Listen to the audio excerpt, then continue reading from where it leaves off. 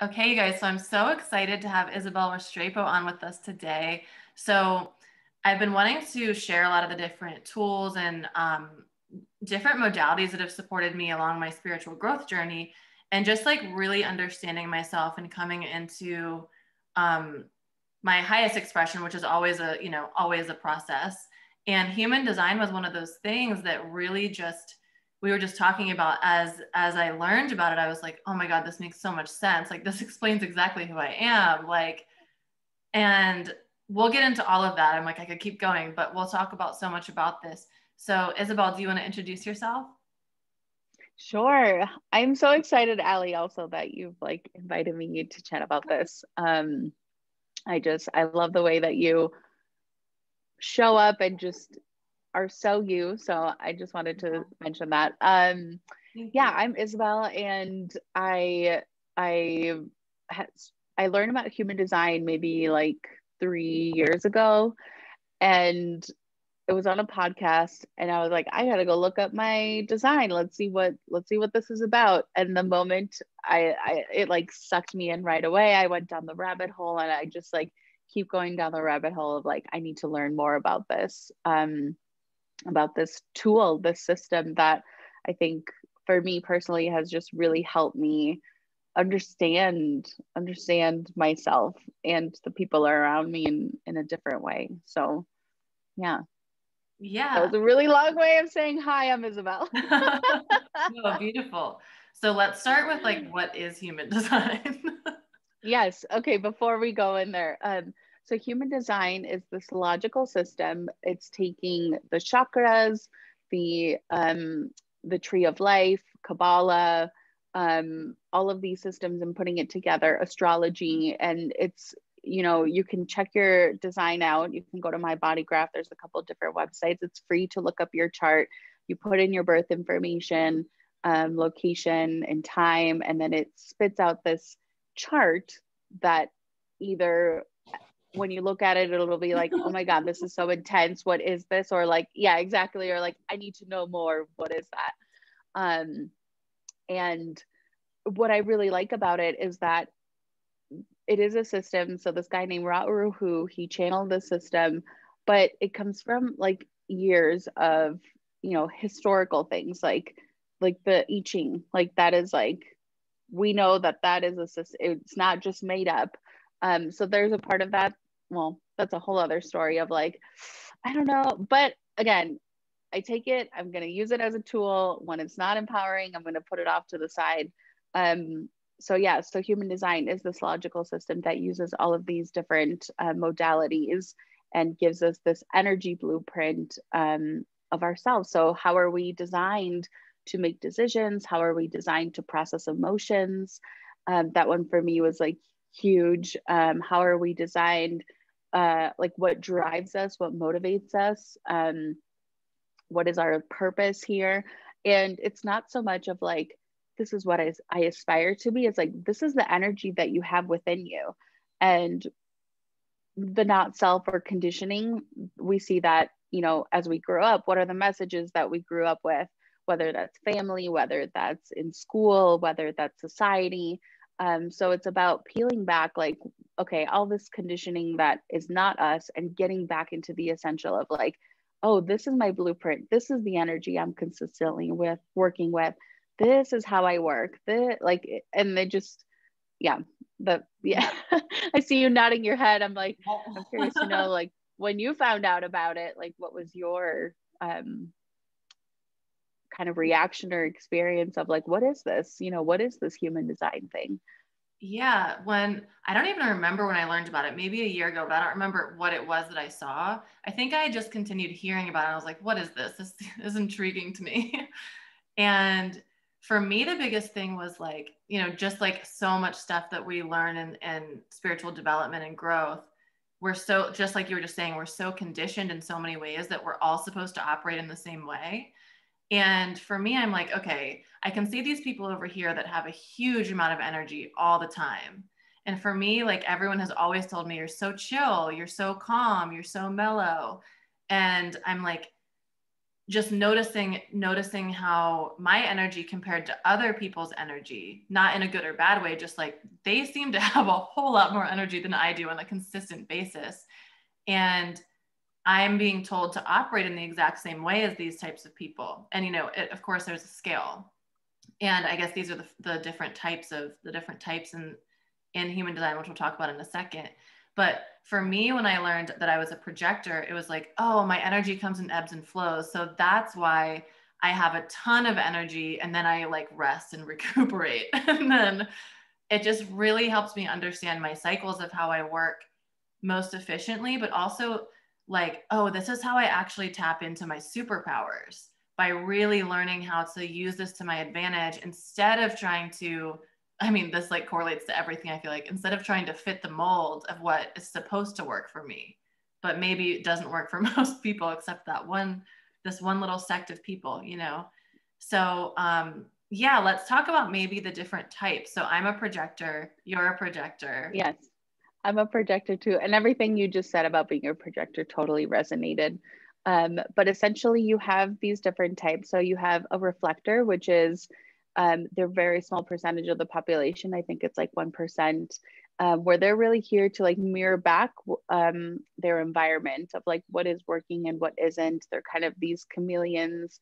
All of their centers are completely open. So if you go look up your design and you see that all of your centers are open, this is a reflector, and they're taking in everybody around them. So it's really important for them to kind of know, okay, what is me and what is this other person? But essentially they would kind of be the people in the middle of the community, reflecting back, mirroring to everybody like what is working and what isn't. Then you have generators and manifesting generators. So some people say we only have 4 types. Another school of thought says we have 5. But essentially the generator or the manifesting generator, they're going to work in a way that's they're here to respond to life. And I should go back. The reflector, they're really following the moon. So like very just taking their time. They're following the moon. Like it's all a 28-day process. Like just very like talk about very different way of operating than like, go out and hustle and get it, all that stuff.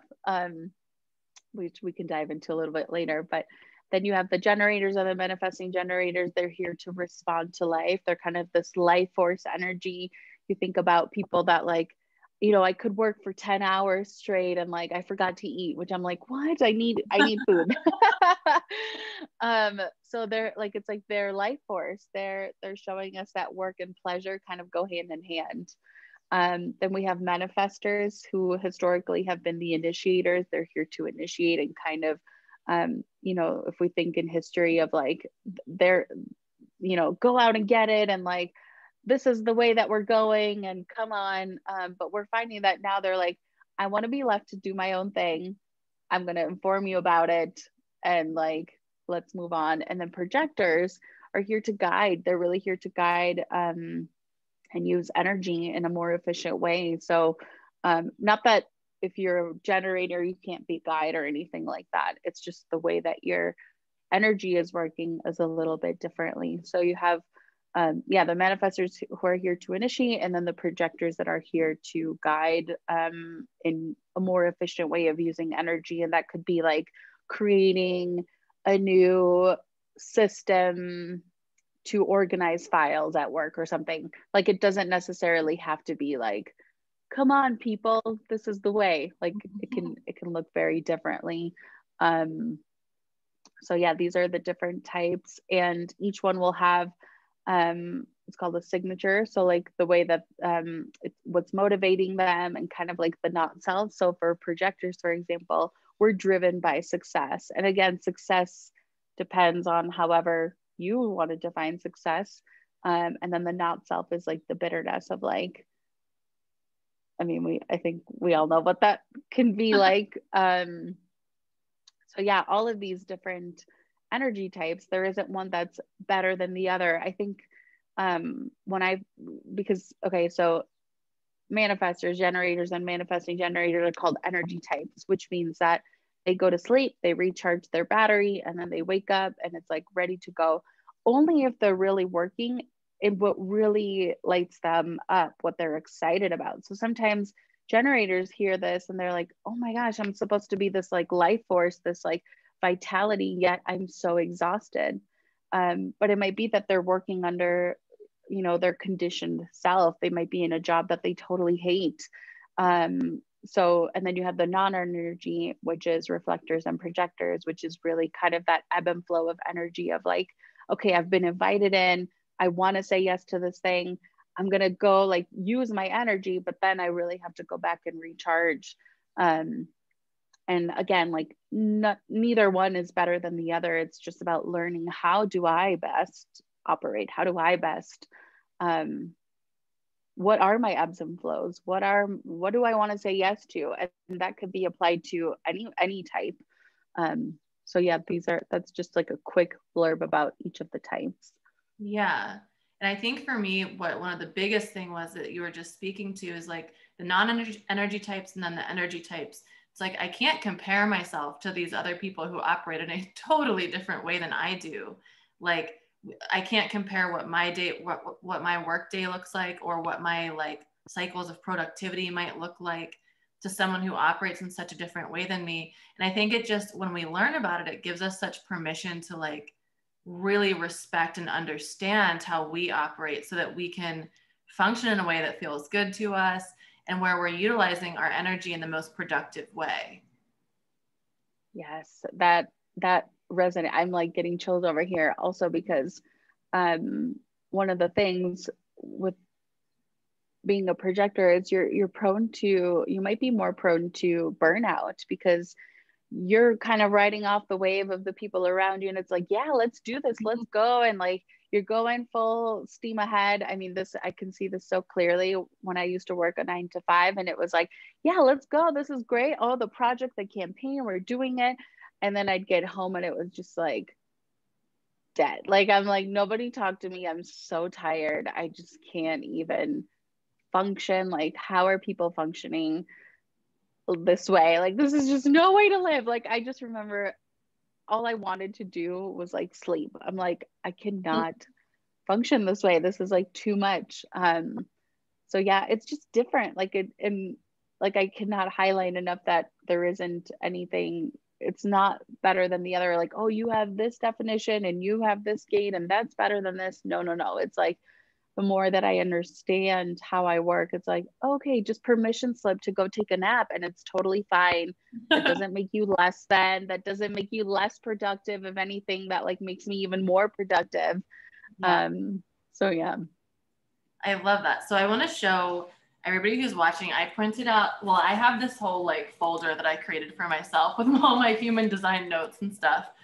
And because I'm like crazy for learning. So I did this kind of the harder way. I got the whole book and I was like, I'm going to teach myself this. But if you look, there's so much intricacy into like all the different pieces in here that having someone like Isabel who can help you read your chart and really understand it without you having to like read this whole thing. But even I've read all of this, and she was speaking to some things before we started this recording. And I'm like, oh, I don't know about this thing. I don't know about that. So when you print this out, it might be kind of overwhelming.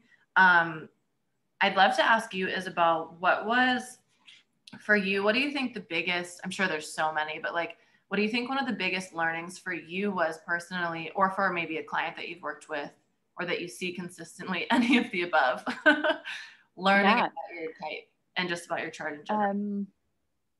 Yeah, I think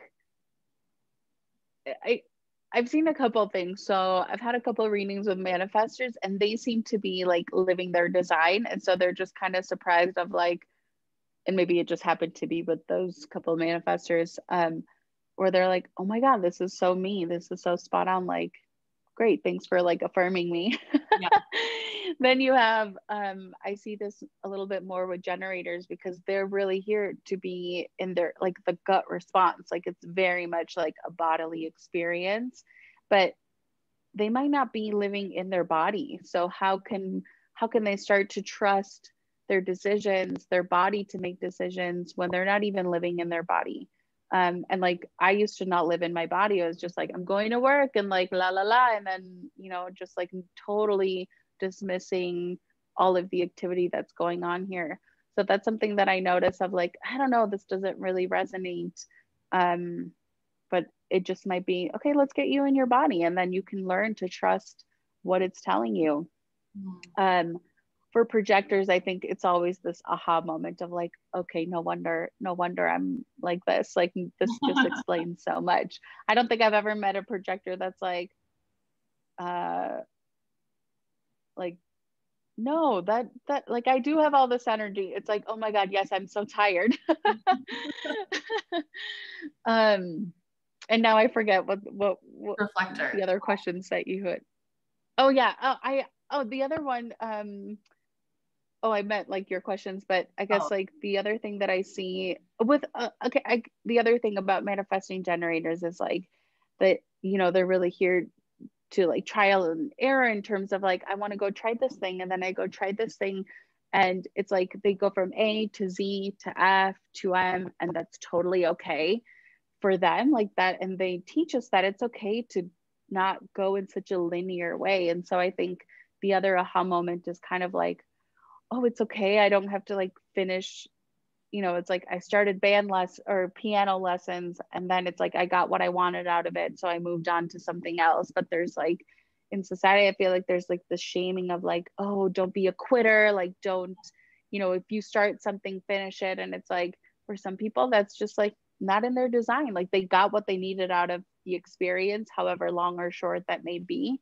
So I think with manifesting generators, it's like, oh, I can just like have a little bit of interest in something and then move on to something else.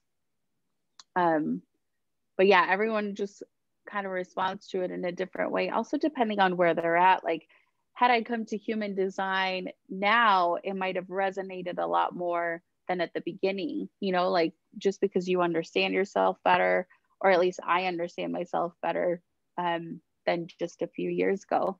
So I think it also depends, like, what stage are you in where you're coming into the system or any system in general. I also, like, some people will hear about it and they're like, okay, like whatever. And then they come to it months later and then they're like, oh yeah, this is, you know, maybe they're ready to receive that information now, whereas a few months ago, it just wasn't the time. But again, with you, like when I found out about it, I was like, let me get that big red book, which is very dense. And the way that he speaks about, you know, the system is sometimes it's like very provocative and just like confusing. And so you read and you're like, I just don't understand what he's trying to say here.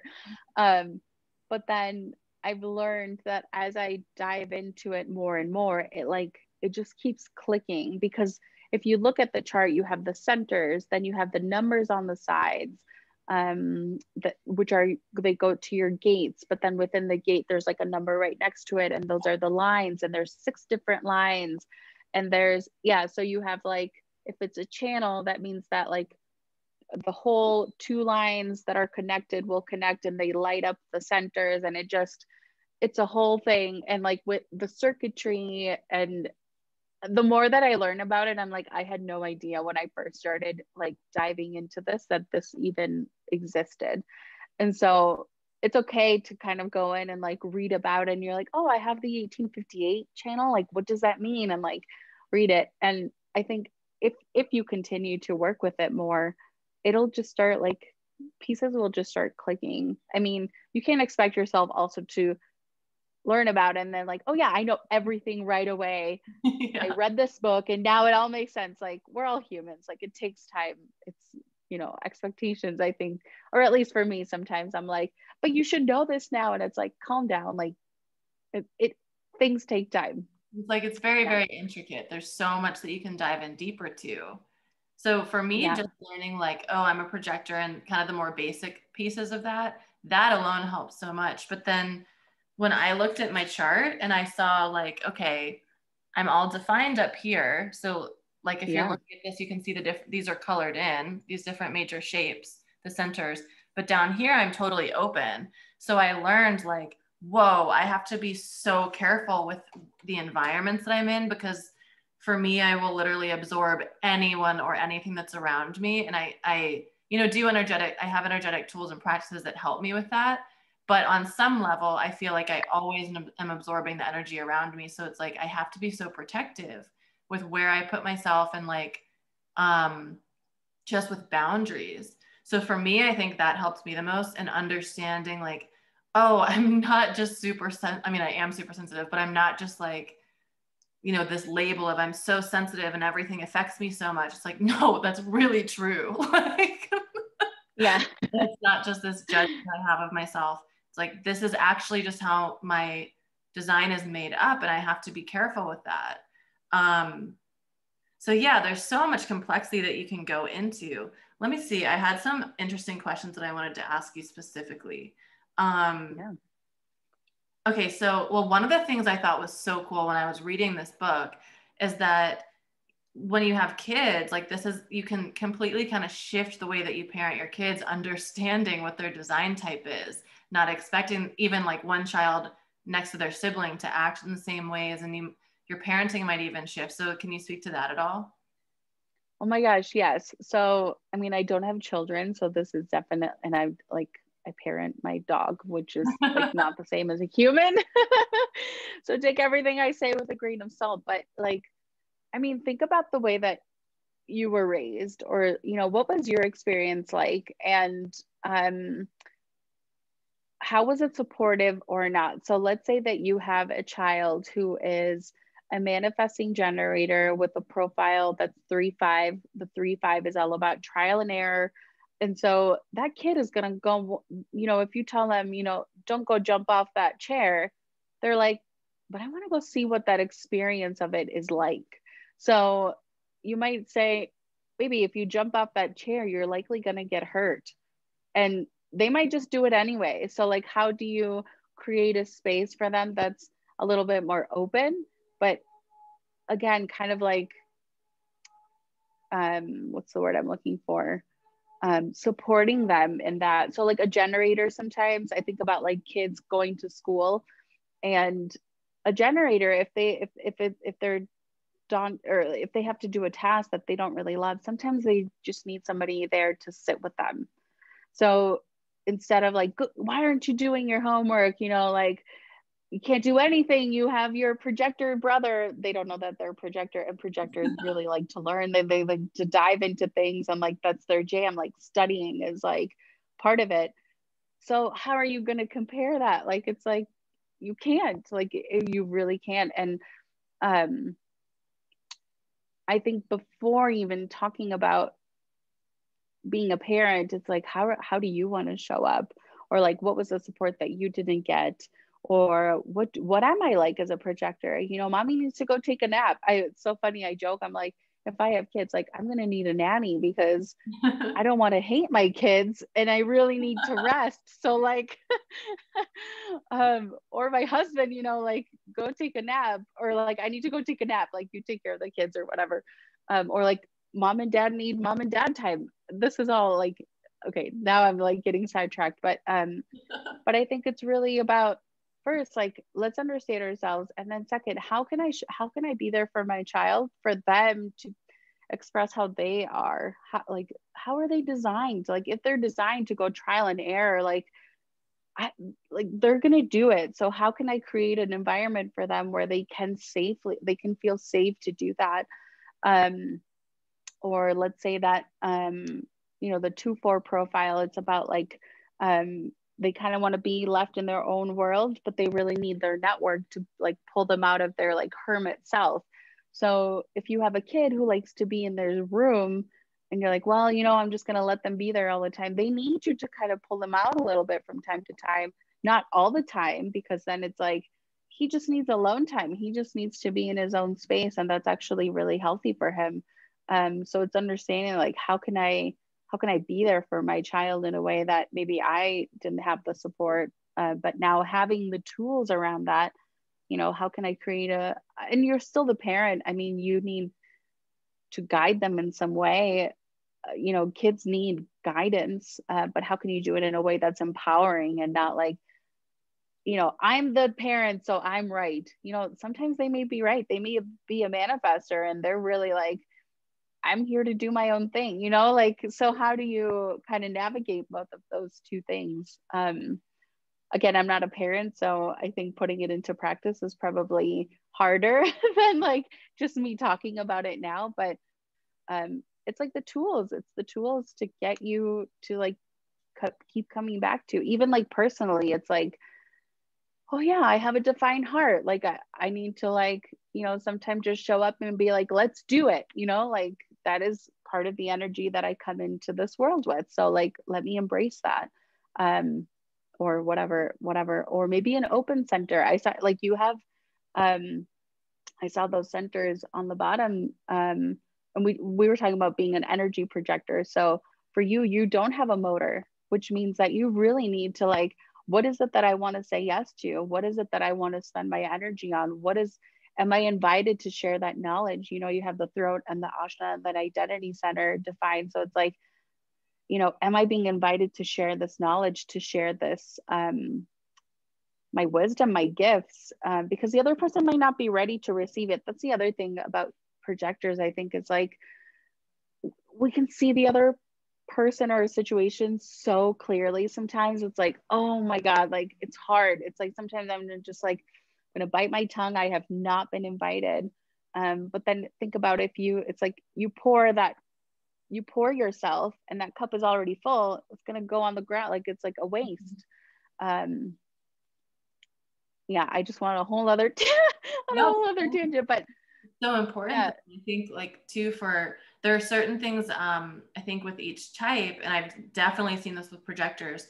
Actually, this is a perfect segue into the next question I was going to ask. So many people around me are projectors, and we have that very much in common. It's like, oh, I want to give this advice, but this person hasn't asked me. And then we make the mistake a million times of doing it, and it drains our energy, and they're not even open to receiving it. So they're like, okay, thanks. And then we're pissed because we're like, you're welcome. Yes. Like, yes. I didn't want that information to begin with. So it leaves both people feeling that bitterness, this like, just, it doesn't feel like a good feeling. So yeah, that's like one of the things I think that a lot of projectors do experience. But what I want to ask you now is, I've noticed that in my life, so many of my people are projectors around me. So many of my friends, even my old partner, my sister is, but she has a lot more of her lower centers defined. So she has way more energy than I do. That's how I see it, at least. But I want to talk about in like romantic relationships. Do you see that there's a pattern where people typically stay with the same energy type, or is that like just something that you learn to work with whatever energy type they are? You know, I haven't worked with a lot of couples, but I think in general, so if you have, I'm forgetting the word now, but let's say that you have a split definition, which means that, you know, you have a set of centers defined and then another set of centers, and you need a gate or a channel to bridge that. Sometimes you may be attracted to that person that's going to bridge that split for you, whether that's romantic or at work. Let's see, it's not so much like I'm a projector and I attract to other projectors. Maybe because projectors, it's like once they get together, it's like, oh my gosh, you're so great. No, you're great. And like, you're really able to like see each other's like magic, I guess, in a different way. So that might be like, but there isn't, I wouldn't say that there's like, okay, if you're a projector, you're most likely to go out with generators or anything like that. But there is pieces in our chart that like you're just going to be drawn to. So like, you know, if I have a completely open solar plexus, so like that's how I take in other people. So it's like, you know, I might want to go like plug into somebody with that energetic wave, with a defined solar plexus. But I don't, you know, that's I don't think there's like a formula of like, Yeah. you know, I think it really comes down to like, okay, how do I want to support my partner? How can I understand them a little bit better so I can support them? You know, if they're that 2-4 profile where they need alone time and to be a hermit, and then, you know, go out and be pulled in by their network, then like, if they just need alone time, that has nothing to do with me. I mean, then we get into like attachment styles and all of that, but it's like, okay, he's just in his little like he's in his man cave, like or she's in her woman cave, you know, whatever. Like I think it just again comes down to similar to parenting of like, how can I understand the way that this person is and not try to change them and not try to you know, mold them into something else, and just full acceptance. I think whether we're talking about our own chart or somebody else's, it's like accepting, just like, yeah, this is me, this is how I'm designed, and like, how can I use it as a way to empower myself? I think we talked a little bit about this before we started talking or recording, but you know, with any tool, and I felt guilty of this sometimes too, of like, well, I'm a projector and I need to do this, and like I got to make sure that I'm doing it right, and like, am I manifesting right, am I doing my list right? And it's like this pressure, and it's like, is that helpful at, you know, at the end of the day, is that tool that I'm using beneficial for me? Am I using it in a way that's empowering? And if not, then maybe I need to like step back and revisit, because the thing about all of these tools, I don't think it should be used in a dogmatic way. Like we have enough of that already in other areas and belief systems that we don't need that. Like, you know, and I do sometimes find myself doing that of like, come on, you have a defined whatever, this is what you're supposed to do. And it's like, okay, now I need to just throw human design out the window. I'm not even going to believe in this. And then it's like, I start living my design, and then I come back to it. I'm like, oh, this now makes sense. But yeah, I think it's really just about understanding. And there is something funny when projectors come together, because it's like, because we have this penetrating aura and we're able to see the other so clearly, sometimes we don't see ourselves that clearly. So when someone else is there seeing us, it's like, oh my gosh, I'm being recognized. Like that's what a projector wants. They want to be seen and recognized and invited. So it's like, oh, I feel seen. Like I feel, you know, I feel good. You know, this person's really seeing me. Not that other energy types can't see you. It's just a little bit different. That makes so much sense. Yeah. And I think Yeah. something I've realized is sometimes people with incredibly high energy, like I've kind of stayed away because I feel like I absorb all their energy and I can't even hold it in my body. I'm like, whoa, this is like battery dead. Like I can't even hold this. Time for a nap. Yeah. Well, that's the other thing. So, so for me, I have 6 of the 9 centers defined, which is a lot. Like that's a lot of centers defined. That's a lot of energy. And I'm like, you know, if we look at my astrology, I have like all fire signs. And so that was really confusing to me of like, but I have all these centers defined. I have so much energy. I like, there's a disconnect here. And I was starting to use like, oh, well, I'm a projector. Like I'm tired. I was using that as an excuse to not do things. But then it really comes down to like your type or your, how you're designed to make decisions. Am I being invited? Am I following? I'm a splenic projector. So is that a yes or no in the moment? Am I following those 2 things? You can learn all the things about human design, but it's really coming back to how do I make a decision and following that. You can learn about your gates, your channels, your profile, all of that, but it won't matter unless you're following and staying true to how you make decisions. So if you take anything away from this talk, it's like, how are you designed? As a generator, you're meant to respond. As a manifestor, you're meant to initiate. You're meant to tell people where you're going. A reflector, you're following the moon. A projector, you're waiting to be invited. And so, you know, it's kind of learning too of like, okay, I do have all this energy, but it's going to be used most effectively when I'm invited in and when I'm saying yes to that thing. And we're human, like we're, of course, sometimes we're going to say the thing, even though it's like, we knew you shouldn't have said the thing, but like we say it anyway. And then you just know for next time. And it's like, next time comes around, you have the opportunity to say it. And then you're like, you know what? That felt really yucky last time afterwards. I'm just going to keep my mouth shut. Or maybe you're just having a crappy day and then you just lay it all out and cause some, you know, disruption. and we're human. Like, it's okay. It's going to happen. And I have other parts in my design where I'm meant, like, sometimes it's like, I want to stir the pot, you know, like I want to get people talking. I want to get it activated. So it's kind of playing around with that too, of like, is this time to stir the pot? More often than not, I think I like hold myself back, but then it's like, let's just stir the pot and see what happens. Or like, I'm not going to wait for the invitation. Let's just see what happens. Maybe it works out, maybe it doesn't, but it's like, you'll feel it. Like, you'll know deep down of like, okay, that probably wasn't the way. Or like, oh, actually that felt really good. And then maybe you start riding that wave and then you burn out. And then it's like bringing you back to like, okay, you need to rest and you need to take care of your energy. I think the other thing that you bring up, and you've brought up, of like, you know, really taking in other people really deeply.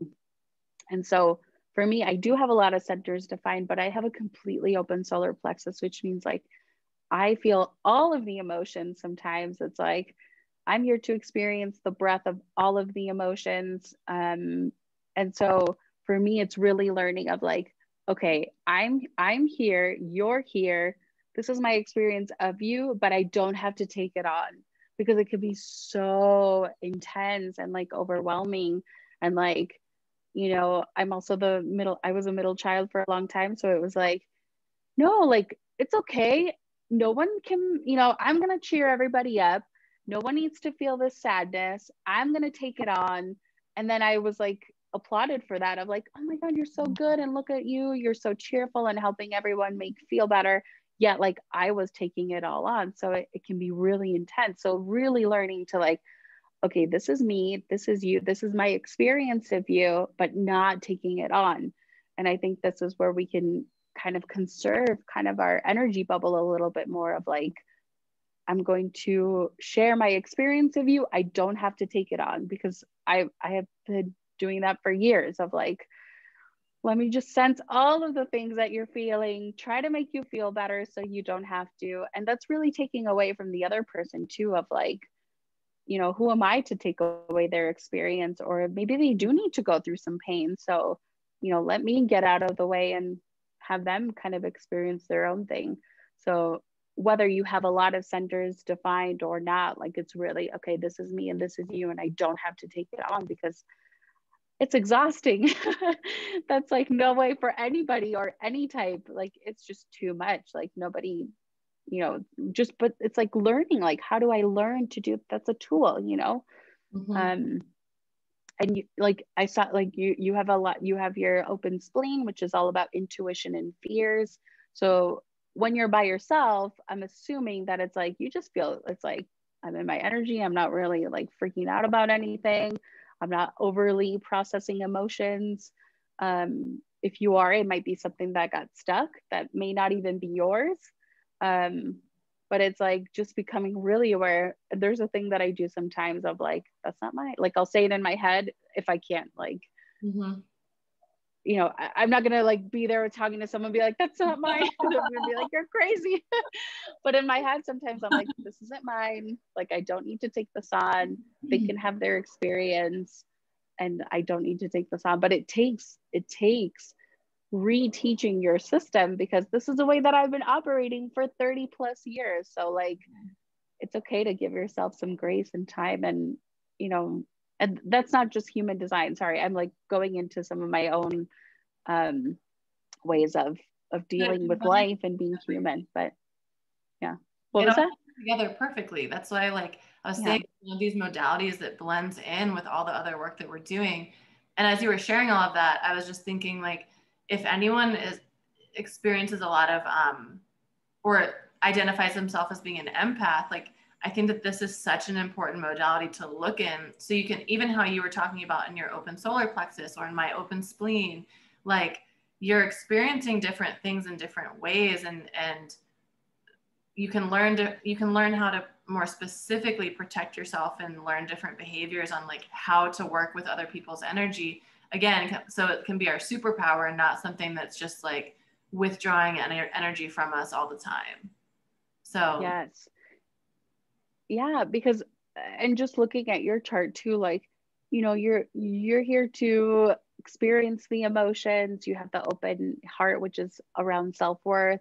And so you might, you know, as a guide in the work that you do, that's so beautiful because you're kind of like experiencing the other person, again, keeping that boundary. And then with that defined throat and ajna, it's like you're really creating it in the way, the alleyway, and then sharing your experience about it. So sometimes when we look at design, it's like, oh my God, I have a completely open what center. This is so intense. But then when we look at it into the bigger framework of like, no, yeah, you're meant to share, you're meant to use your voice, you're meant to talk about these things. Like it all really starts to fit together. And I think that's what I love about human design too, because it's like the more that you learn to piece all the things together, it like, oh, no wonder I'm like this, or no wonder I have this gate, or the incarnation cross, which is like your soul's purpose. Like, no wonder this like makes so much sense. So again, but just like take it slow and take it like easy, and you know, there's a reason. And I mean, also in empaths in general, like that's what, when you were younger, that's what you learned to keep you safe. So just notice that, you know, that's a gift in and of itself. There's always there's whatever the wound is, there's always a gift to it. And it's about learning to heal that wound so that you can have the gift without the pain. You don't have to suffer anymore. It can be that thing that happened, acknowledging that it happened. You have this beautiful gift out of it, but it doesn't, you know, it's like, it doesn't hurt. You don't have to relive the pain every single time. So with empaths, I see that happening a lot of like, oh, it just hurts so much. Like, I don't want to take in anybody else, but like, how great you recognize now that you don't have to take in anybody else. So what are the tools that I need to learn, or what, you know, maybe there's a tool also. I love throwing tools away of like, actually, this isn't helping me anymore. I need a different tool. I think sometimes too, we can become so attached of like, no, but like yoga is the way, or whatever. Like for me, it was yoga. I was like, but yoga has to be the way. And now I'm like, yeah, sometimes I do yoga and sometimes I don't. And like, sometimes I just want to move and like not have any type of like structure and just like dance and like move my hips. And that's healing for me. And then other times I'm like, okay, I need a little bit of structure. I'm going to go do a yoga class or whatever. Yeah. So yeah, that's long. That's also Yeah. good. So I think that's a good kind of like introduction for people who are maybe just learning about human design or starting to get into it.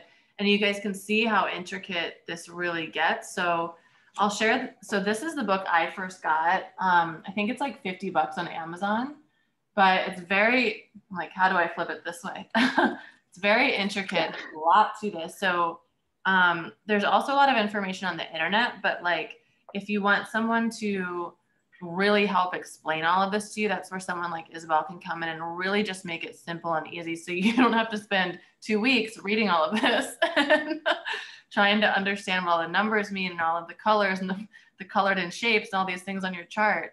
And you're doing something really fun coming up called Embody Your Design. Do you want to talk about that?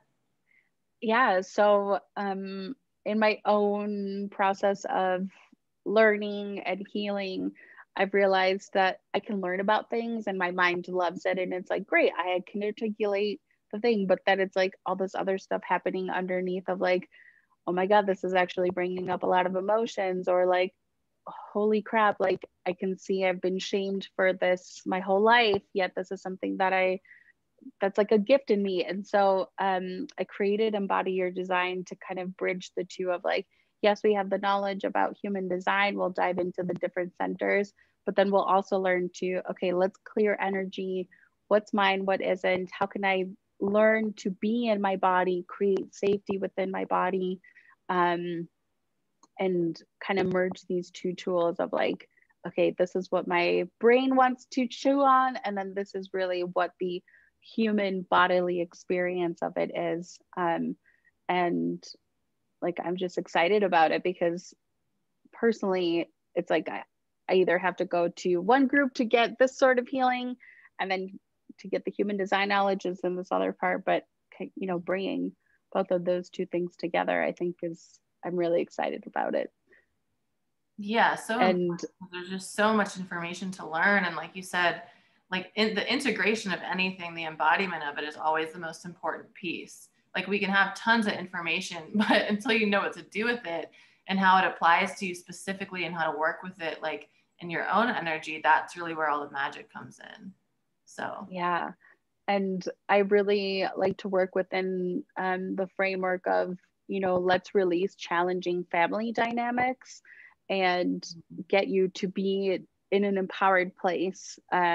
So we look at human design, we look at energy healing, we look at our own story, our own family unit and dynamic, and then really just like learn to just acknowledge this beautiful person that we all are. And if when I say that, it's like, what? No, like if you're having some resistance to that, like what a great place to start. Like that is where it's like, oh yeah, like you are amazing, you are beautiful. And we forget it sometimes. I mean, sometimes I'm like, oh my God, nothing is working. Like, in the tears and in the moment. And it's like, oh, like spiral of doom. But then it's like, okay, come back, like come back. And yeah, yeah, well, beautiful. Thank you so much for coming on and sharing all of your wisdom today. So tell everybody where they can find you and how they can connect with you more. Yes. That's what I was going to say. And then my mind blanked out. I was like, yep. You can connect with me on Instagram. So my handle is Isabel J Restrepo, Isabel J Restrepo. And then that's also my website. So you can connect with me either way. There's more information about the group. We'll start late June. And it has the full outline of like what we'll be up to, and just connect in general of like, if anything resonated. I also love hearing just like, what has this brought up? Like, I'm like, let's talk about it. Is it uncomfortable? Let's go there. Which like sometimes people don't want to do, but I think it's necessary. But yeah, that's where you can find me. So come say hi and don't be a stranger. Yeah, definitely let her know how this, and me too, but she can really help you with the intricacies of all of these types of things. I'm just fascinated with it for myself. But yes. Well, thank you so much for being here. I really appreciate it, and appreciate, like I said, your wisdom and just your energy you brought to it. So thank you so Thank you, much. Aly. The feeling is mutual. A little projector love here, or just human love. Thank you. Yes.